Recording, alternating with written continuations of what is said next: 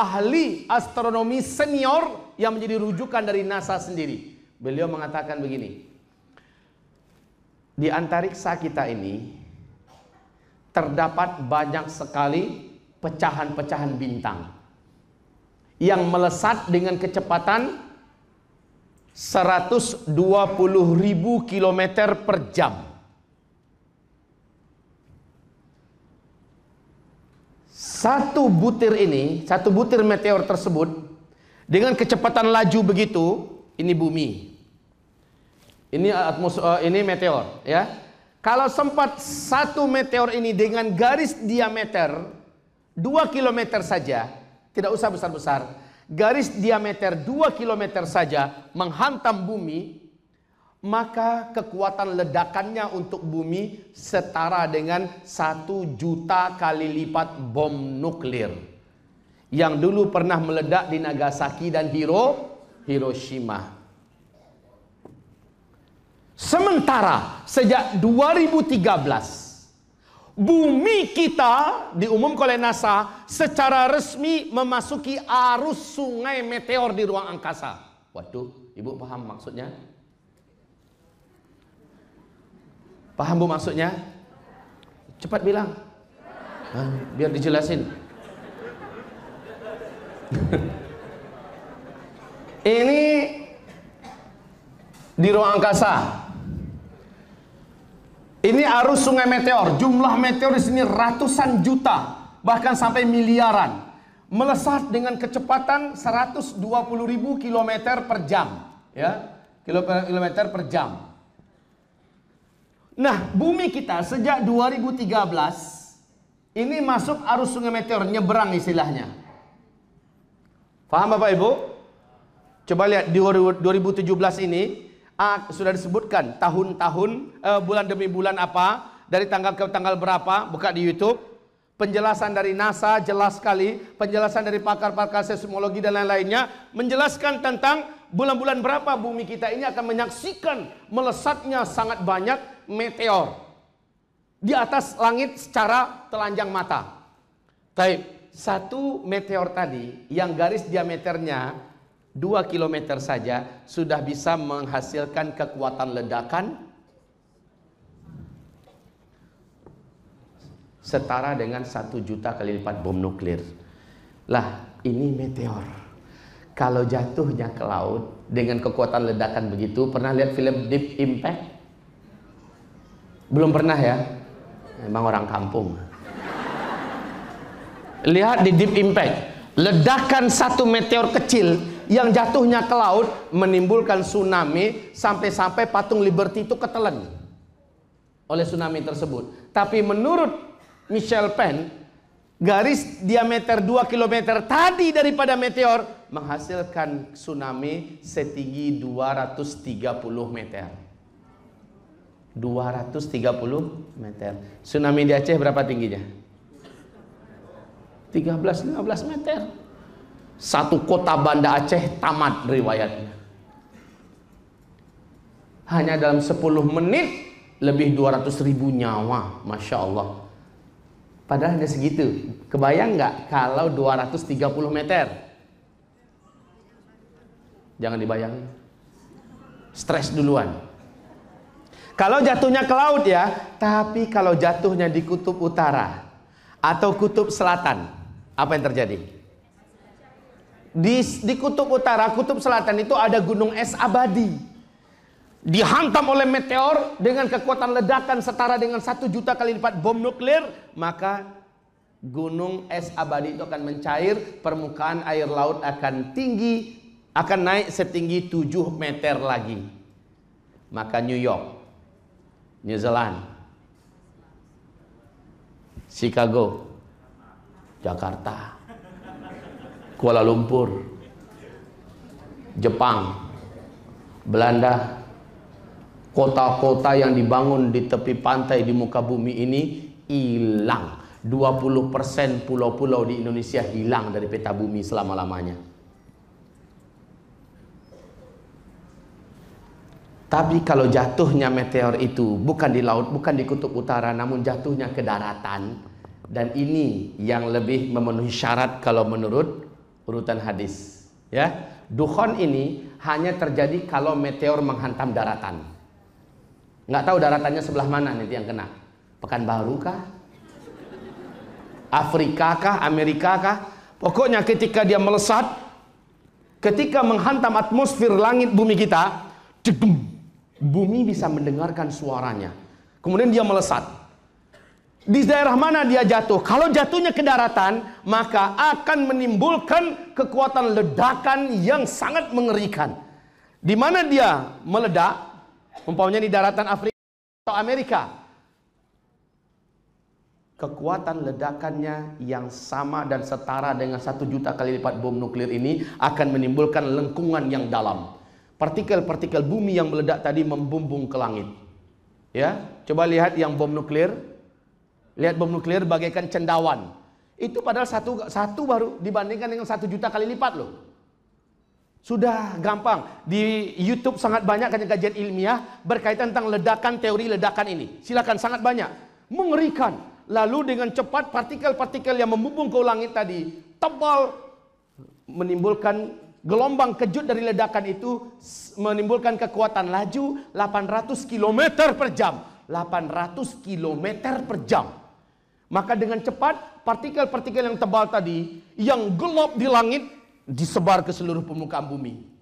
Dalam waktu yang sangat cepat, seluruh permukaan bumi ini tertutupi oleh kabut yang teramat sangat panas dan tebal itu. Berapa lama?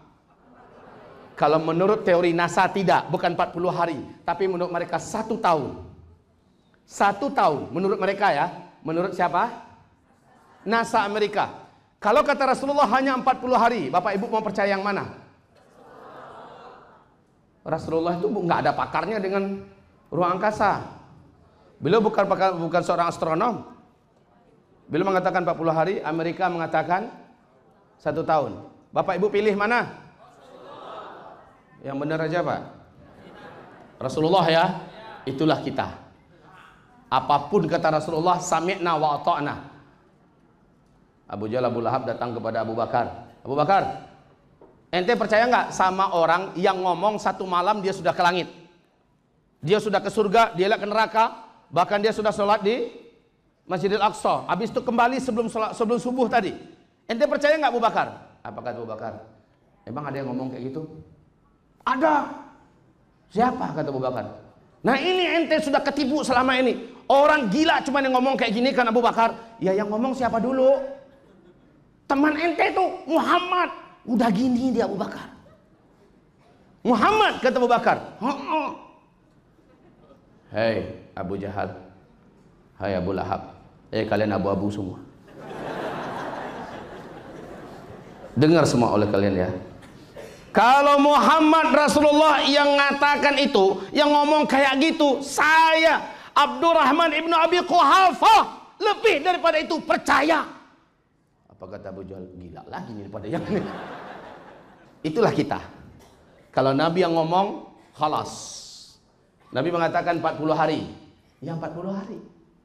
Walaupun teorinya menurut Michel Penn, menurut orang-orang dari pakar astronomi dunia mengatakan 1 tahun, khalas. Nabi mengatakan 40 hari. Saya mengimani ini kenapa? Nabi mengatakan nanti akan terjadi hujan yang mematikan. Hujan itu akan membawa unsur-unsur yang mematikan dari langit. Nah, bisa jadi yang disebutkan 1 tahun itu benar, tapi Allah memaksanya berhenti dalam 40 hari dengan hujan yang turun. Hujan itu berdampak bahaya untuk makhluk hidup di bumi. Bom nuklir yang meledak di Nagasaki, kan hujan turun setelah itu kan? Siapapun yang berinteraksi dengan air yang turun dari langit, sementara debu yang menggebu-gebu ke langit, yang mengepul ke langit, bahasa Indonesia yang diperbaiki itu. Ini dibawa kembali ke bumi oleh air hujan yang turun dan ini berbahaya. Banyak sekali penduduk dan masyarakat Jepang yang kehausan lalu membuka mulut mereka mati. Hadisnya jelas. 40 hari. Mungkin melalui hujan inilah Allah menghentikan sehingga enggak jadi 1 tahun seperti yang disampaikan oleh para pakar astronomi Amerika Serikat. Kita lanjut Bapak Ibu. Dukhon ini berlangsung selama 40 hari 40 malam akibat meteor. Hadis dari Abdullah ibnu Jarir, di mana Abdullah ibnu Abbas berkata, ini yang saya sebutkan tadi, sang murid melihat gurunya pucat. Lalu dia bertanya, wahai tuan guru, ada apa denganmu?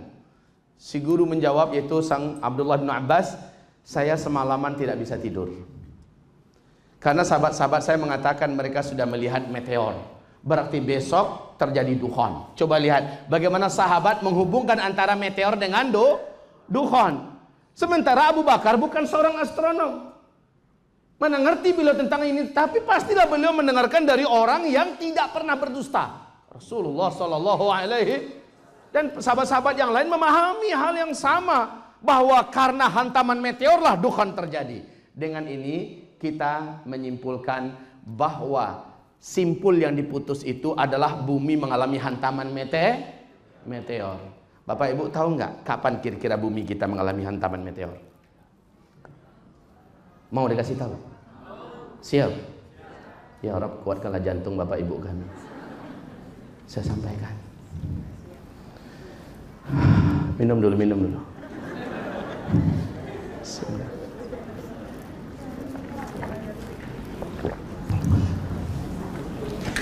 Bapak Ibu, semoga Bapak Ibu sudah menyimak terus perkembangan apa yang dilakukan di dunia barat dan negara-negara besar dan maju di timur, termasuk Australia, tentang persiapan mereka.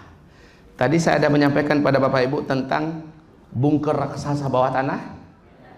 2012 akhir, NASA Amerika sudah mengumumkan bumi kita mulai memasuki arus sungai meteor. Diperkirakan 2013 masuk. Langsung tanggal 12 Februari 2013 meteor pertama masuk ke bumi kita. Masih ingat? Jatuhnya di mana? Siberia, Rusia. Nasib baik jatuhnya di danau es, sehingga danau itu langsung menggelegak dan berapi seperti kawah gunung berapi. Kecepatan lajunya yang Masya Allah menyebabkan 30.000 gedung yang terdiri di kaca-kaca hancur melesat dengan kecepatan peluru. 1.200 manusia yang jadi korban ketika itu. Kelimpungan Rusia, kok kita kecolongan. Meteor yang kedua, ini aneh, dalam 1 tahun yang sama, masih 2013 Pak, jatuh di Brazil. Maaf, jatuh di Argentina. Tanggal berapa? Tanggal saya ini boleh dicatat, buka di YouTube. Karena ini diberitakan di televisi seluruh dunia. Pada tanggal 15 April. Meteor kedua jatuh di Argentina. Di malam hari, hari Minggu malam Senin. Nasib baik meteornya kecil. Meledak di atas langit udara Argentina. Di malam hari. Ledakan ini menyebabkan terang benderangnya 8 kota di malam itu. Padahal di Argentina sedang diadakan konser musik raksasa. Meteor yang ketiga 7 November di Los Angeles. Meteor yang ketiga masih tahun 2013. Ini makin membuktikan benarnya apa yang disampaikan oleh NASA. 2013 bumi kita mulai memasuki arus sungai meteor. Nah, pengumuman yang banyak dilupakan oleh manusia sejak 43 tahun yang lalu.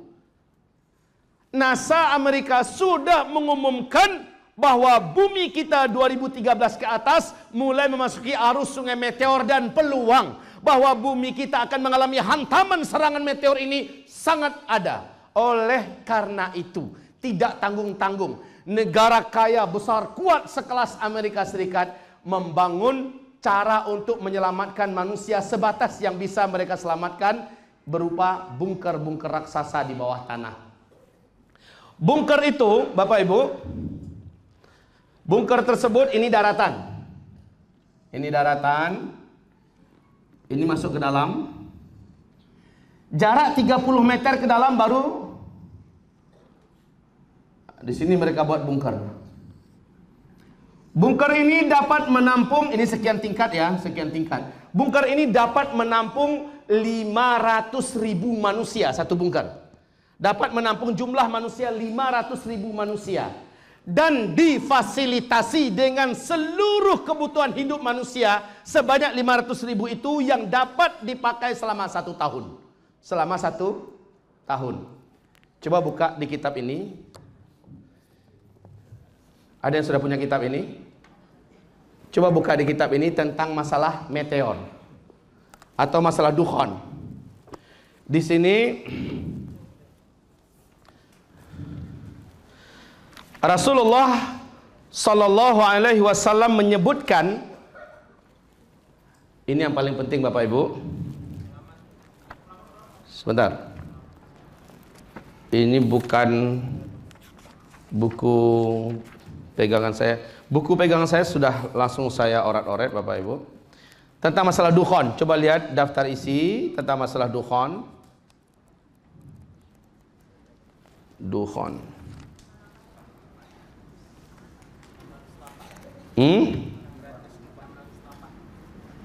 608. Oke.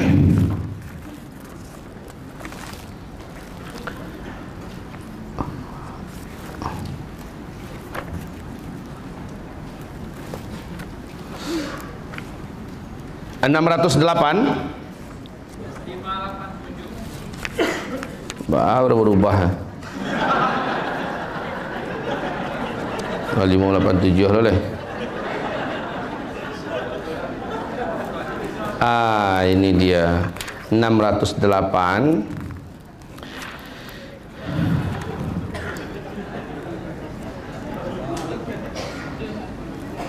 Coba lihat halaman 612. Subhanallah, saya yakin Amerika Serikat pasti mempelajari hadis ini.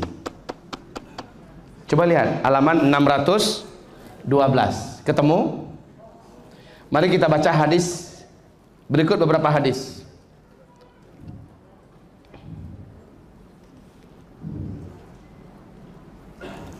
Mulai dari idza ra'aitum naran minal masyriqi thalathata ayyamin aw sab'ah fatawaqqa'u faraja ali Muhammad. Apabila kalian melihat api dari arah timur selama 3 hari atau 7 hari, maka jatuhkanlah diri kalian pada kelapangan keluarga Muhammad. Di bawahnya dari Ka'ab. Innahu yatlu'un najmun minal masyriq qabla khurujil mahdi lahu dzambun yudhi. Sesungguhnya akan muncul bintang dari arah timur sebelum keluarnya Al-Mahdi. Bintang itu memiliki ekor yang bersinar terang. Awas, ini termasuk meteor yang dimaksud. Kemudian ayatul hithan fi Ramadan. Alamatu fis sama' ba'da ikhtilafun fin nas fa in adraktaha fa akbir minat ta'ami mastata'ta. Ini perintah Rasulullah SAW. Tanda bencana pada bulan Ramadan, karena hantaman meteor itu yang akan menghantam bumi di akhir zaman terjadinya di bulan Ramadan. Coba nanti dilihat dalam buku Zikir Akhir Zaman. Hantaman meteor spesial yang akan membuat bumi ini terjadi dukhon adanya di bulan Ramadan di hari Jumat ketika orang-orang di Mekah, di Madinah habis sholat subuh berjamaah. Terdengar hantaman dari langit. Kemudian kata Rasulullah, jika kamu mendengarkan itu, seluruh kamu yang ada di masjid larilah menuju ke rumah-rumah kamu. Coba lihat di Zikir Akhir Zaman. Larilah menuju ke rumah-rumah kamu. Tutup pintu rumah rapat-rapat. Tutup jendela rapat-rapat. Tutup ventilasi-ventilasi yang ada serapat-rapatnya. Masuklah ke dalam kamar. Kemudian masuklah ke dalam selimut. Menghadaplah kamu ke arah kiblat. Sujudlah dan baca Subhanal Quddus, Subhanal Quddus, Subhanal Quddus, Rabbunal Quddus. Siapa yang melakukan itu dia selamat, yang tidak melakukan itu dia celaka dan binasa. Kalau di Mekah subuh, di sini jam berapa berarti? Jam 9, jam setengah 10. Antara itulah terjadinya hantaman dari langit, dan itulah suara besar. Kita disuruh lari ke dalam rumah, disuruh berlindung berlapis-lapis, tutup pintu, tutup jendela, tutup ventilasi, masuk ke dalam kamar masuk lagi ke dalam selimut, kemudian sujudlah menghadap ke arah kiblat, bacalah itu. Ini juga hadisnya dhaif, tapi itulah riwayat yang ada berkaitan tentang hari Jumat di bulan Ramadan ba'da salat subuh di Mekah, Madinah. Setidak-tidaknya ada panduan sedikit banyaknya apa yang harus kita lakukan. Tapi di sini kata Rasulullah, tolong baca hadisnya. Tanda bencana pada bulan Ramadan adalah sebuah tanda di langit, sesudahnya adalah perselisihan di kalangan manusia. Jika kamu mendapatinya, maka perbanyaklah persediaan makanan sekuat kemampuanmu. Dari Khalid bin Ma'dan, dia berkata, hadis berikut ini dari hadis Al-Fitan Nuaim, innahu satabdu ayatun amudan min nar yatlu'u min qibalil masyriq yarahu ahlul ardi kulluhum. Nanti sebelum hantaman meteor menghantam bumi, kata Rasulullah, di langit akan kelihatan terlebih dahulu bintang berekor atau meteor mengelilingi bumi selama 3 hari atau 1 minggu, kata Rasulullah. Selama 3 hari atau 1 minggu, satu bumi bisa melihatnya. Berarti orang kampung, orang kota semuanya bisa menyaksikan. Siang hari, malam hari dapat disaksikan. Namun apa kata Rasulullah SAW? Faman adraka dzalika falyu'idda li ahlihi ta'ama sanah. Siapa yang menyaksikan itu, hendaklah kalian mempersiapkan makanan untuk diri kalian dan keluarga kalian yang bisa bertahan selama 1 tahun. Ini yang dilakukan Amerika kan? Amerika akhir 2012 telah menyelesaikan bunker raksasa yang ke-6. Rusia telah menyelesaikan bunker raksasa yang ke-3. Cina telah menyelesaikan bunker raksasanya, Inggris telah menyelesaikan bunker raksasanya, Australia telah menyelesaikan bunker raksasanya, dan termasuk Singapura, negeri tetangga kita yang kecil itu, sudah menyediakan 1 bunker raksasa yang dapat menampung 250.000 manusia, dan difasilitasi termasuk makanan dan minuman yang dapat bertahan untuk 250.000 orang 1 tahun. Saya sangat yakin mereka pasti membaca hadis Nabi. Sehingga persiapannya apa? Kalau Rasul mengatakan kita masuk ke rumah, kalau mereka lebih hebat daripada itu buat bunker ke bawah. Ya, kita berdoa pada Allah, mudah-mudahan meteor jatuh tepat di atas bunker itu.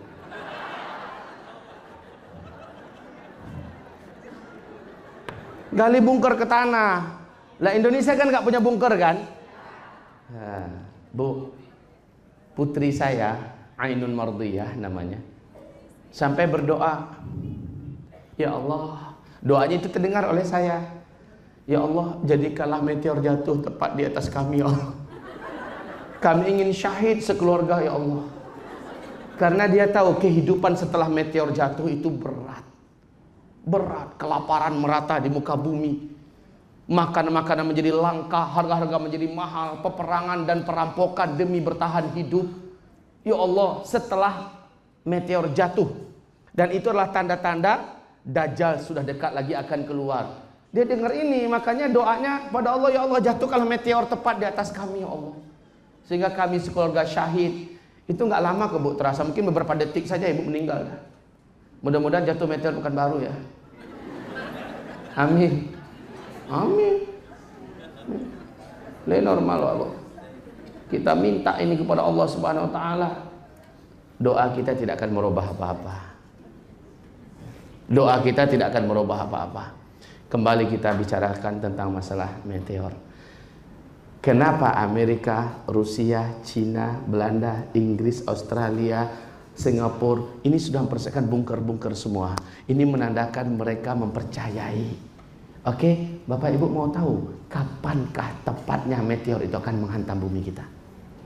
Sudah ada Bu, sudah ada. Mereka sudah berani menyebutkan tanggal dan tahun. 2019 ada 1 meteor besar yang akan menghantam bumi kita. Tapi itu kan itu pernyataan orang kafir. Kita tidak boleh mempercayai apapun pernyataan orang kafir. Tuh katanya Oktober, 18 Oktober 2017 akan ada 1 meteor lagi juga akan menghantam bumi. Tapi meteornya nggak begitu besar. Yang besar itu adalah 2019.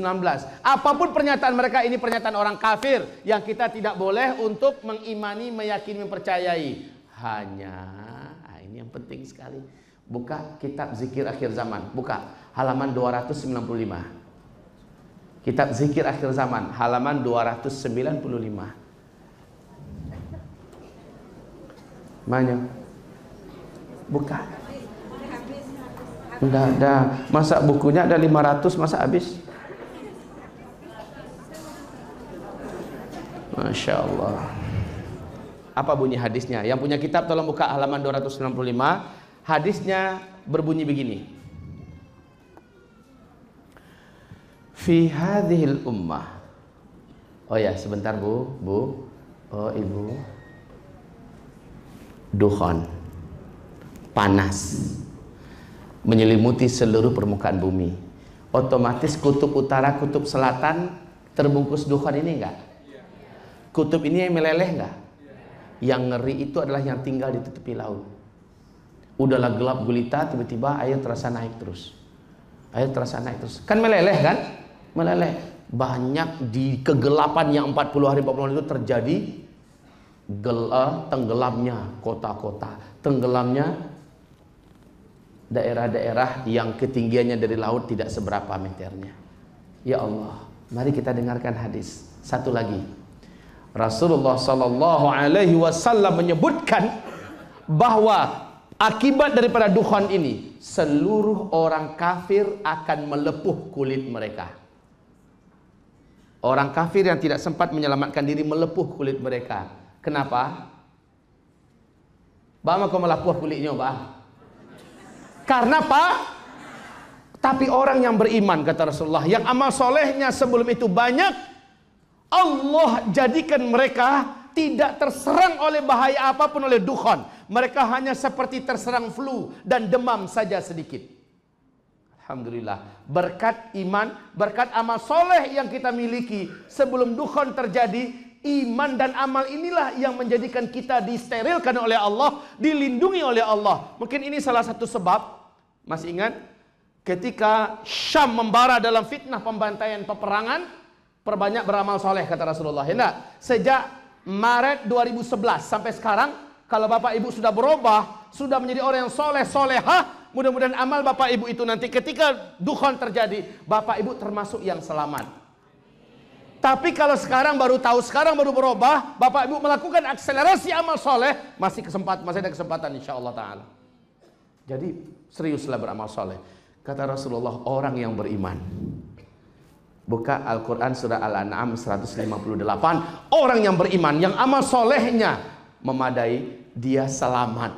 Dukhan itu tidak akan mempengaruhi apa-apa kecuali hanya seperti orang terserang flu sedikit, seperti terserang demam. Ketika orang kafir yang sebelum dukhan cantik-cantik, miswat ini, miswat itu, ketika dukhan selesai, mereka keluar seperti zombie yang berjalan. Mukanya sudah rusak, kulitnya sudah melepuh. Mereka menjadi betul-betul sangat tidak mengasihkan untuk dilihat. Pasca meteor terjadi dukhan, terjadi perubahan bentuk. Coba sekarang buka halaman 295 dari zikir akhir zaman. Fi hadhil ummah khasfun wa maskhun wa qadhfun. Qala rajulun minal muslimin wa mata dhak ya Rasulullah? Qal idza zaharatil qainat wal ma'azif wa syuribatil khumur. Ini dia. Ketemu Bu? Ketemu? Sayang kalau ada mic bisa bacakan terjemahannya ya. Fi hadhil ummah, pada umat ini nanti di akhir zaman sebelum kiamat, khasfun, akan banyak terjadi penenggelaman bumi, kota-kota, negeri-negeri. Wa maskhun, akan banyak terjadi perubahan bentuk. Orang-orang pada jelek wajahnya. Wa qadhfun, akan banyak nanti hujan meteor.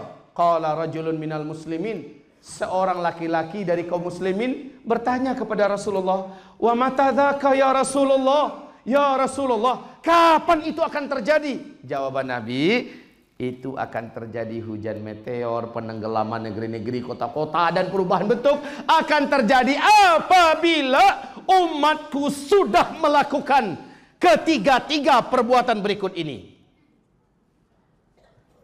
Lihat hadisnya. Pertama, idza zaharatil qainat. Apabila di tengah umatku sudah bermunculan penyanyi-penyanyi wanita di mana-mana. Udah belum? Yang kedua, wal ma'azif. Wal ma'azif. Apa arti wal ma'azif? Apabila musik, alat-alat musik sudah menyebar di tengah umatku di mana-mana, disukai, disenangi oleh umat Nabi di mana-mana. Udah apa belum? Di mana-mana nggak sah kayaknya kenduri kalau nggak pakai musik. Di mobil, di kereta, di pesawat semua pakai musik. Konser-konser musik diundang, diadakan acara buat ulang tahun ini, ulang tahun itu pakai musik. Di mana-mana umatku sudah gila dengan musik. Udah. Sambil jalan pakai Walkman. Hah? Udah, mau tidur pun pakai musik. Wal ma'azif wasyuribatil khumur. Ini yang ketiga. Apabila khamr, barang-barang memabukkan, sudah dikonsumsi, menyebar di tengah-tengah umatku di mana-mana. Jika yang tiga ini sudah dilakukan dan sudah menyebar di tengah umatku, maka yang tiga petaka tadi akan terjadi. Udah apa belum? Maka tinggal nunggu petakanya aja lagi. Udah dekat. Tanda-tandanya ada. Tanda-tanda ini yang penting. Bapak ibu meratap menangis tidak akan merubah apa-apa. Yang paling bagus adalah tingkatkan amal soleh. Ini yang paling bagus. Tingkatkan lagi amal soleh, supaya ketika itu terjadi bapak ibu mentalnya dijadikan oleh Allah siap. Nyali ibu dibuat oleh Allah siap. Ketika orang yang lemah iman, nah ini yang jadi masalah. Saat itu ketika orang kafir menjadi rusak wajahnya, menjadi rusak kulitnya. Orang yang beriman tapi imannya menyimpang, orang Islam yang dosanya banyak, orang-orang ini sama tersiksanya, sama menderitanya dengan orang-orang kafir. Makanya tidak ada solusi yang benar dan lain kecuali hanyalah luruskan kembali pemahamannya, akidahnya, tauhidnya, perbanyaklah amal solehnya, perbanyaklah amal solehnya, perbanyaklah amal solehnya. Di sini perintah Nabi adalah badiru bil a'mali fitanan kaqita'il lailil muzlim yusbihu ar-rajulu fiha mu'mina wa yumsi kafira, yumsi mu'mina wa yusbihu kafira, ba'udinahum bi'aradin minad dunya. Perbanyaklah berbanyaklah memperbanyak amal soleh, berlomba-lomba memperbanyak amal soleh. Badiru bil a'mali fitanan wal fitan bisyam, wal fitan bisyam, wal fitan bisyam. Ada connect hadis ini dengan riwayat Al-Hakim dan Abu Daud. Wal fitanu bisyam. Standar fitan di akhir zaman itu adalah negeri Syam.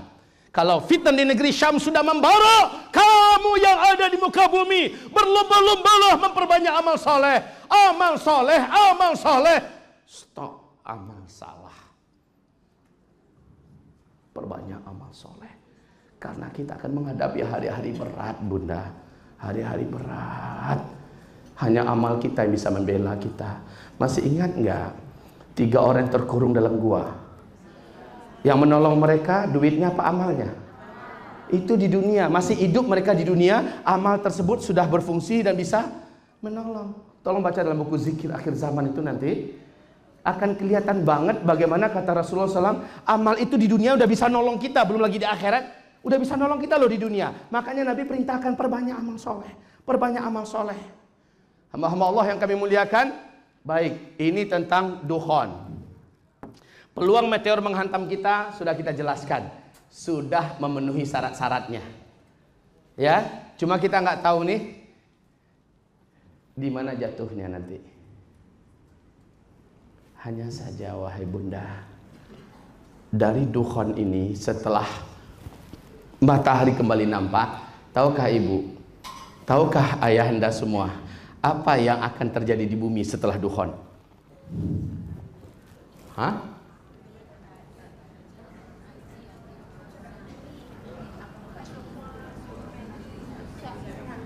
Lupa. Iya, benar.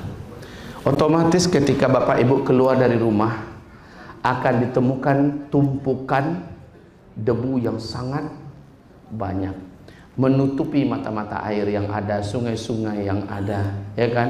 Banyak bergelimpangan bangkai anjing, bangkai kucing, burung-burung yang tidak, bahkan orang-orang yang tidak sempat menyelamatkan diri akan ketemu jadi bangkai di luar sana, busuk di luar. Satu lagi, iklim menjadi panas, cuaca menjadi sangat ekstrim. Nah ketika itu orang-orang mencoba pergi ke mall, ke pasar, tidak ada satupun mall dan pasar yang buka. Makanan pada membusuk, kulkas selama 40 hari 40 malam tidak nyala. Dicoba hidupkan listrik, listrik sudah tidak bisa hidup. Dicoba starter mobil, mobil tidak bisa hidup. Pesawat untuk bawa orang terbang sudah tidak bisa lagi terbang. Kenapa? Subhanallah, ternyata meteor secara teori ilmiah oleh Michel Penn menjelaskan bahwa meteor ini apa tadi? Yang benar aja. Ini tutup gelas. Tutup gelas, saya umpamakan bak meteor. Tapi makan tadi. Kok salah Candia? Ini tutup gelas, saya umpamakan meteor, ya kan? Ketika meteor ini melesat, ya, di dalam meteor itu mengandung siderit. Tulisannya siderit.